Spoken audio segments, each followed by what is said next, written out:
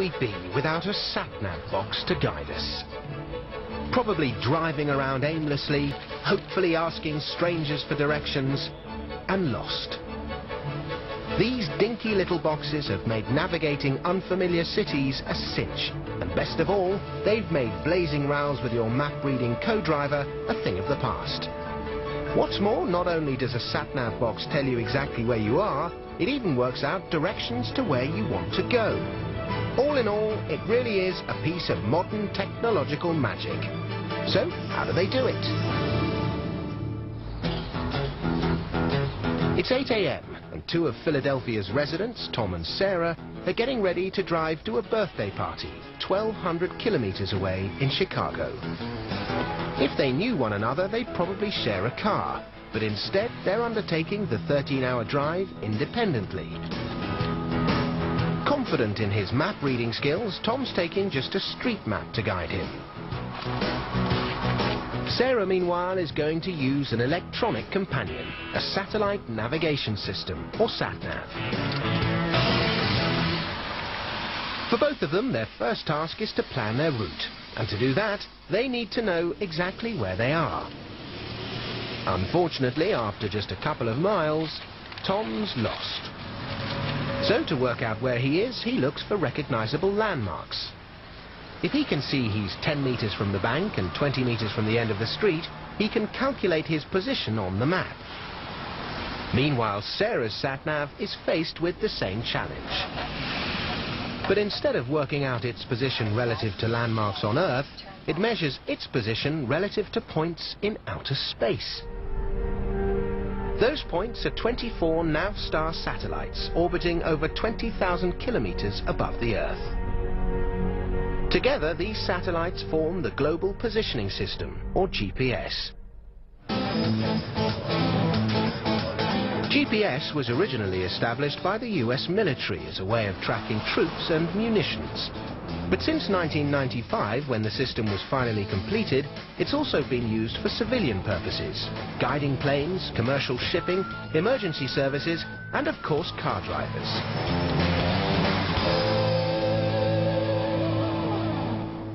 To find out how these satellites work, we've come to the Master Control Station in Colorado. This is Schriever Air Force Base, home to the 2nd Operations Squadron of the 50th Space Wing of Air Force Space Command. Keeping the GPS constellation up and running is a huge responsibility, and that task falls to team members like Operations Superintendent Kenneth Dreiling. It's a daunting task to manage the GPS constellation with 30 satellites on orbit, billion users worldwide.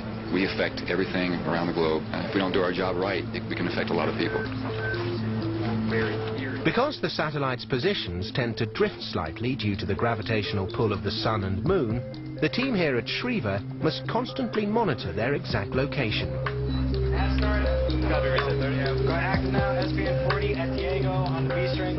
What's more, because of the Earth's gravitational pull, once a year each satellite must also be repositioned to maintain its original orbit. Okay, 52 and 43. For GPS to work, the sat-nav in Sarah's car needs to scan for signals transmitted by these satellites. Once it has picked up a signal from 4 of them, it's then ready to calculate its position. But to do that, it needs to know exactly how far away each one is. Obviously, running a tape measure into space isn't an option. So instead, the receiver works out how far away the satellites are by measuring how long the signal from each one takes to arrive. The quicker the signal arrives, the shorter the distance.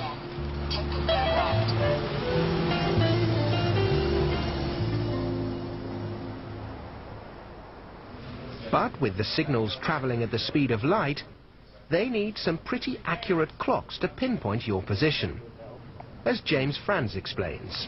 And at the speed of light, every billionth of a second we're off, the GPS signal is off by 1 foot, or 30 centimeters. So usually most people know the blink of an eye is actually pretty quick, but in terms of speed of light, it's actually pretty far off. In fact, a blink of an eye is usually 60 to 90,000 kilometers off. So we have to be very precise with our timing. So, to measure the time the signals take to reach the SATNAV receiver, every satellite transmits a time signal from an onboard atomic clock. U.S. Naval Observatory Master Clock. At the tone, Mountain Daylight Time. 12 hours, 35 minutes exactly. Atomic clocks are so accurate, they lose less than 1 second every million years. Even so, in order to provide an accurate enough time signal, each satellite is fitted with not one, but at least 3 of these clocks, and each must be resynced every 4 hours with the master clock at Schriever Air Force Base. 34 minutes, 35 seconds. In this way, the clocks on every satellite are kept to an accuracy of just 3 nanoseconds. Daylight Time. 12 hours, 34 minutes, 45 seconds.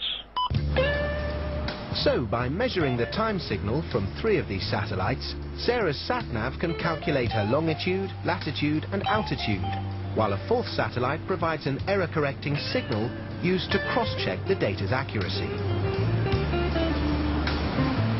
The result is Sarah's SatNav receiver can calculate its position to within just 10 meters, even as she whizzes along the freeway. For Tom, that means fumbling with a large sheet of paper and trying to make sense of the spaghetti of lines and symbols. Sarah, on the other hand, has it altogether easier, because she has a map of the entire US road network stored right inside her SatNav receiver. These maps are created by companies like TeleAtlas, who've been responsible for mapping 27 million kilometers of roadway in over 200 countries. But of course, the world's road network just keeps on changing. So it's up to drivers like Josh Cook and Philip Crockett to constantly update the maps using a technique called mobile mapping.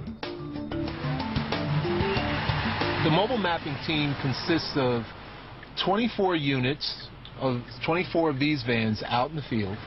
Our task is to drive in both directions where we can, every street that's contained within our work order, anywhere from 150 to 300 miles per day.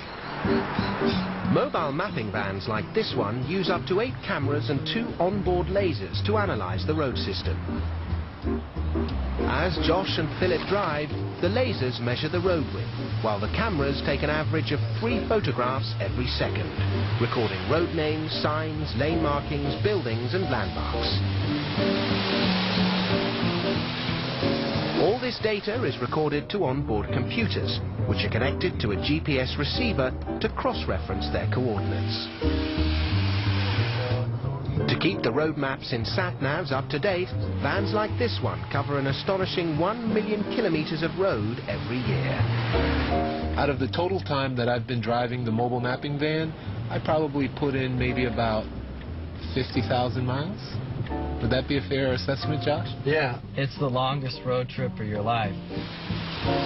But if you were to print all this information in the form of a conventional paper map, you'd need a trailer just to carry it with you. Yet, incredibly, a map of the entire US can be stored on a 1 gigabyte memory chip inside the SatNav receiver. This allows Sarah's SatNav to not only show where she is, but also continually calculate the quickest route to her destination, even replotting a new course if she takes a wrong turning. But Tom's journey isn't proving quite so smooth. Trying to read a map while driving is of course somewhat illegal, so that's a no-go. No such problems for Sarah, because her SatNav is also fitted with one more essential feature. Turn left, then turn left. A calm, reassuring voice to give her directions. Go round the roundabout. First exit. Cross the roundabout. Second exit.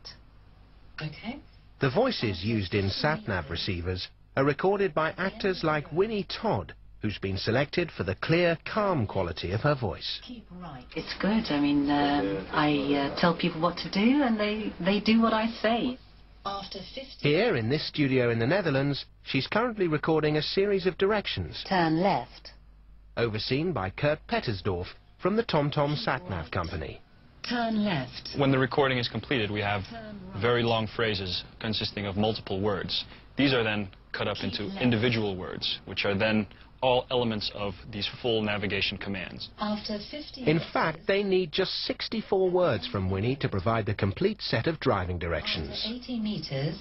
Well, it's really incredible. I mean, you know, to think that your voice is heard all over the world is just wonderful. So, with the sat-nav's voice to gently guide her, 13 hours later, Sarah finally reaches the party in Chicago. And while she gets to enjoy partying into the night, Tom gets to spend the evening exploring some of Chicago's lesser-known night spots, giving him plenty of time to brush up on his map reading skills.